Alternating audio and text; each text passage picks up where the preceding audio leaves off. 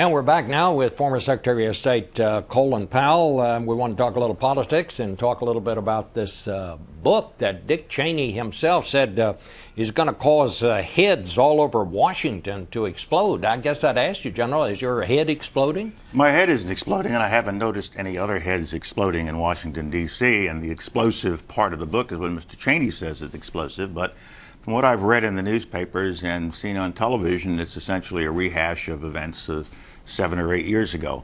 What really sort of got my attention was this way in which he characterized it. It's going to cause heads to explode. That's quite a visual.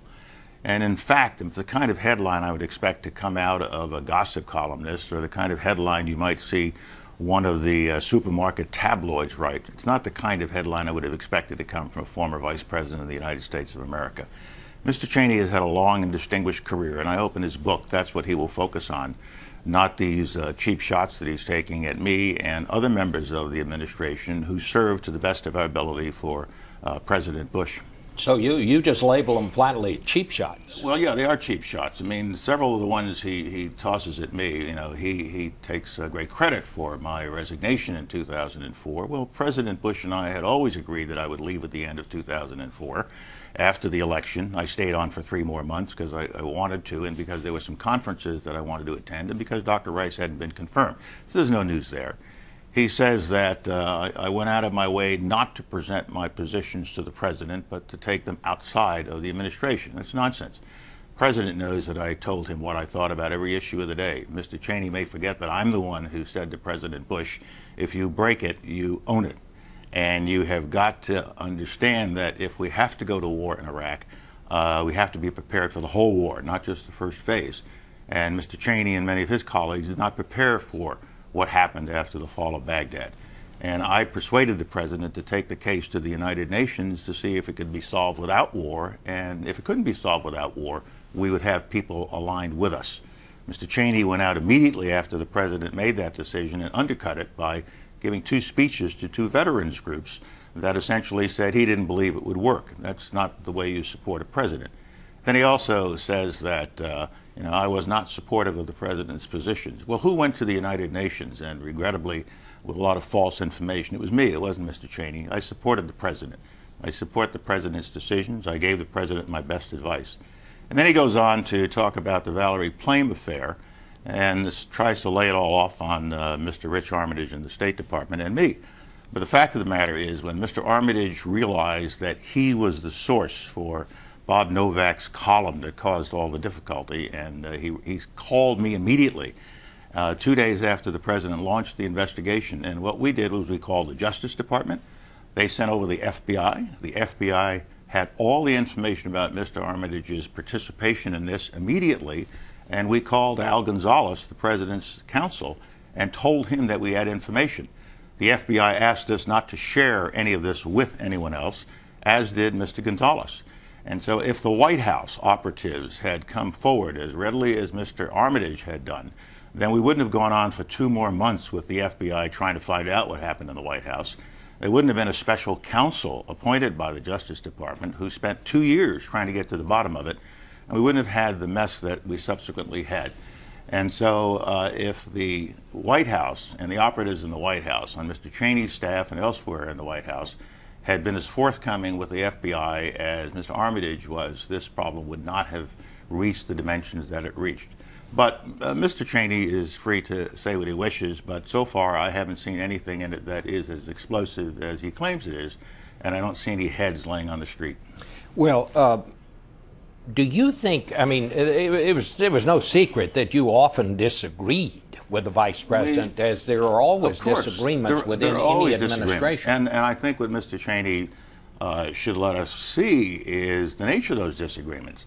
And he should say why he disagreed with me, and he should at least indicate why I was disagreeing with him, and not just dismiss it with a wave of his hand and a barb that is intended to cause heads to explode rather than to illuminate the issue. I just want to put up on the screen that one quote because you referred to it. This is the quote, one of the quotes in the book, and he says flatly, talking about you, it was as though he thought the proper way to express his views was by criticizing administration policy to people outside the government. Did he indicate anything in that paragraph or in that section about what I did? I gave my best advice to him, to my colleagues in the National Security Council, and above all to the President of the United States of America. And he can't dismiss all of that with that kind of observation. What do you think happened here? I mean, clearly you had disagreements, but this seems, reading this book, this seems to go beyond disagreement. It seems to be anger here. Well, I'm not going to attribute any emotion to Mr. Cheney in the writing of his book, but it was clear by 2004 that the team was not functioning as a team. And we had different views, and not just views that could be reconciled. And so I said to the president that I would be leaving at the end of the year after the election, and he ought to take a look at his whole team to try to resolve these issues, because it was not a smoothly functioning team at that point. And I think that's unfortunate, but it's the reality. And I felt that I had to leave the administration, and frankly, I always intended to just serve one term. Did the conversations, I mean, the atmosphere within the White House while you were there, how would you characterize it? I mean, obviously there were disagreements, but were these angry disagreements? No. Because I know in some ways, he's no kinder to your successor, Condoleezza Rice. Well, he's taken the same shots at Condi with an almost condescending tone. She tearfully did this or that. And he's taken the same shots at George Tenet, and he has also, in some ways, indicated he didn't always approve of what President Bush was deciding. And there's nothing wrong with saying you disagree, but it's not necessary to take these kind of barbs and then try to pump a book up by saying heads will be exploding. That's even on the headline section of the Nixon Foundation to sell the book. So I think it's a bit too far. I think Dick overshot the runway with that kind of comment, and if that's how he plans to sell his book. He's had a long and distinguished life and career, and I hope that's what the book focuses on, and not these kinds of things. Well, I mean, but was there that kind of atmosphere while this administration was underway? Did we have heated arguments? Sure. Did we have heated debates? Yes. But it was mostly civil. And everybody tends to focus on Iraq and Afghanistan. But there's so many other things that were going. The president's emergency plan on AIDS relief, the manner in which we increased funding for Africa and other parts of the world. We got a lot done in the administration, a lot of things that we can be proud and successful of, and that were successful. And we also got rid of a horrible regime called the Taliban and a horrible dictator by the name of Saddam Hussein. Let me ask you a little bit about politics. You voted for Barack Obama last time out, even though you are a Republican. Are you going to vote for him again? I haven't decided who I'm going to vote for. Just as was the case in 2008, I'm going to watch the campaign unfold.